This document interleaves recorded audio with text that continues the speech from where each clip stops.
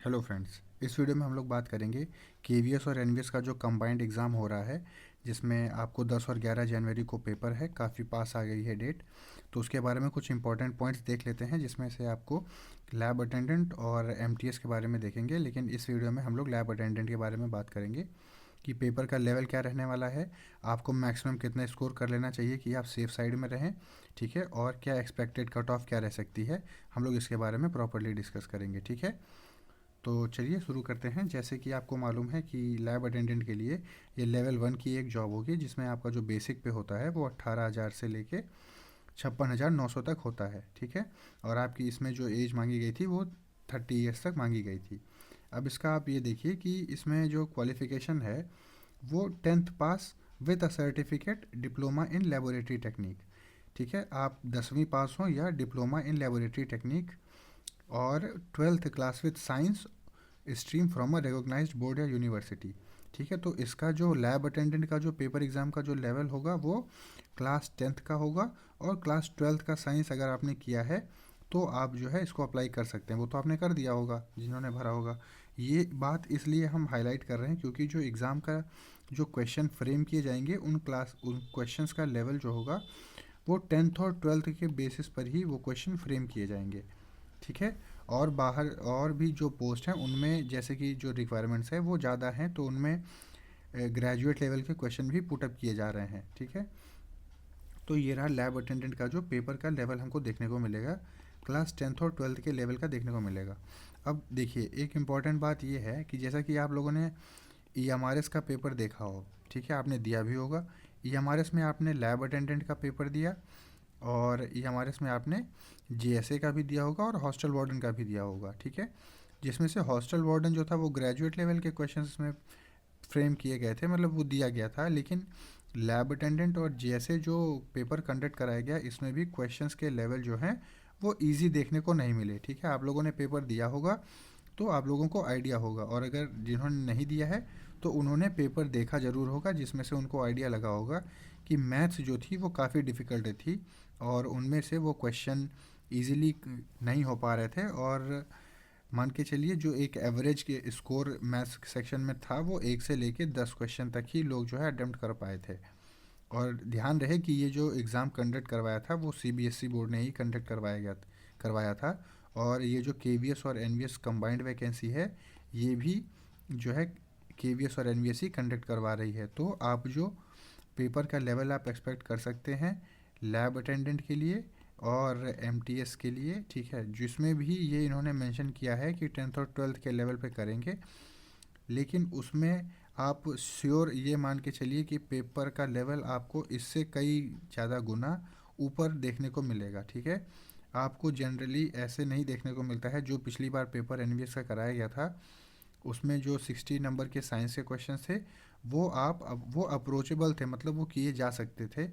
मतलब इसमें आप 50 प्लस आप इजीली गेन कर सकते थे, ठीक है।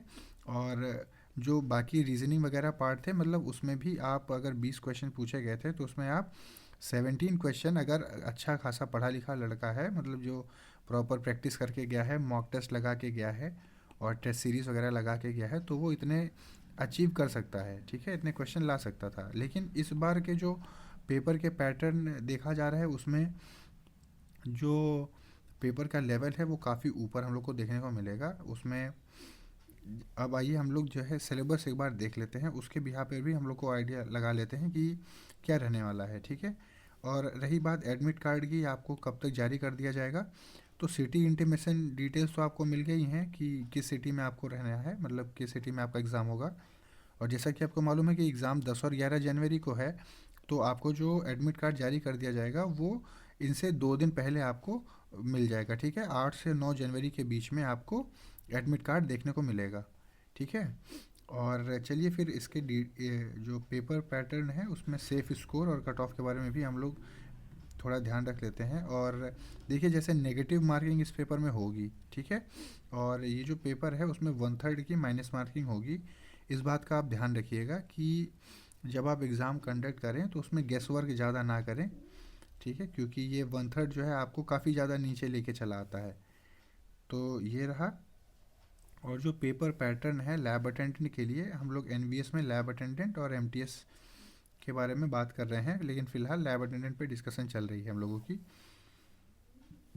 तो लैब अटेंडेंट में आप देखिए कि tier 1 will be preliminary qualifying examination in OMR objective mode. OMR sheet पे होगा आपका पेपर, ठीक है। और आपका जो टेस्ट होगा वो 2 घंटे का होगा, और जो कंपोनेंट है एग्ज़ाम के वो आप देख लीजिए, पार्ट 1, 2, 3, 4, 5 और 6, टोटल 6 पार्ट्स में होंगे आपके पेपर, जिसमें आप जो फर्स्ट पार्ट होगा वो जनरल रीजनिंग से होगा। आपसे 20 क्वेश्चंस पूछे जाएंगे, और इस 20 में आप जो जनरल आप पेपर का लेवल ईएमआरएस से अगर मैच किया जाए तो आप इस 20 में से आप लगभग 15 क्वेश्चंस आप निकाल सकते होंगे, ठीक है। आप 15 क्वेश्चन निकाल लेंगे, और जो आप प्रैक्टिस करके जाइए वो सीटिंग अरेंजमेंट से ज़रूर प्रैक्टिस कर लीजिए, और ब्लड रिलेशन ज़रूर प्रैक्टिस कर लीजिए, ठीक है, क्योंकि यहाँ से क्वेश्चन ज़्यादा देखने को मिले थे एज़ पर द एनालिसिस, ठीक है। तो ये रही रीजनिंग की बात।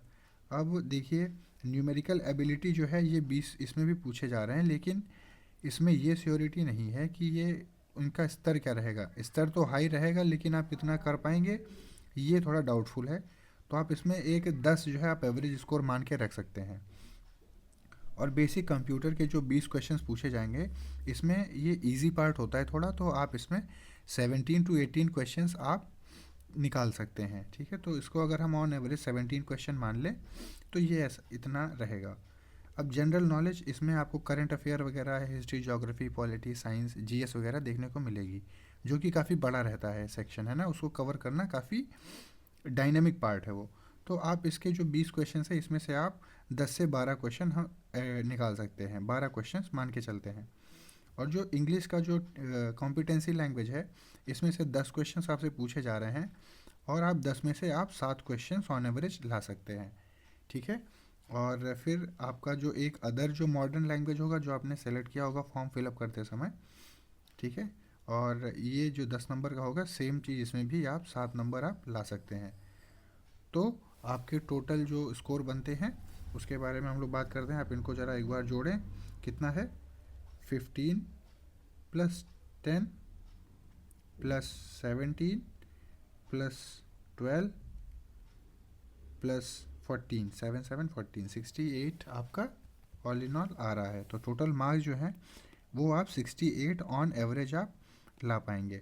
सॉरी 68 क्वेश्चंस आपके होंगे नंबर ऑफ़ क्वेश्चंस के हिसाब से।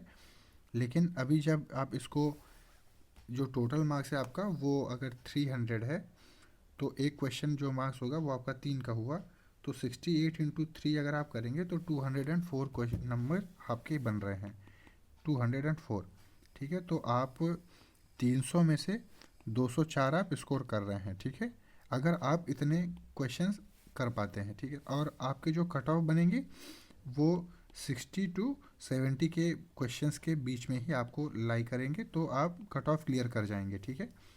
क्योंकि पेपर का ईएमआरएस जो है वो हमारे सामने जीता जागता उदाहरण है कि वो पेपर का लेवल कैसे रखेंगे, और उन्हीं के हिसाब से हम लोगों ने ये चीज़ें डिस्कस करी हैं, ठीक है। तो ये रहा लैब अटेंडेंट के बारे में।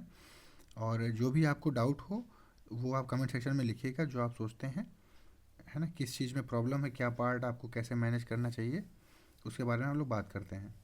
मतलब उसमें कमेंट में लिखिएगा, फिर जो भी चीज़ें होंगी उसके बारे में प्रॉपर सॉल्यूशन निकाला जाएगा। और इस बात का ध्यान जरूर रखिएगा कि नेगेटिव मार्किंग 1/3 की आपको इसमें देखने को मिलेगी, तो आप क्वेश्चन कम से कम जो है गेस वर्क कम से कम करिए, ठीक है। Thank you very much. और जो भी आप डाउट हो वो कमेंट सेक्शन में आप लिखिए, उसको रिजॉल्व किया जाएगा। Thank you very much.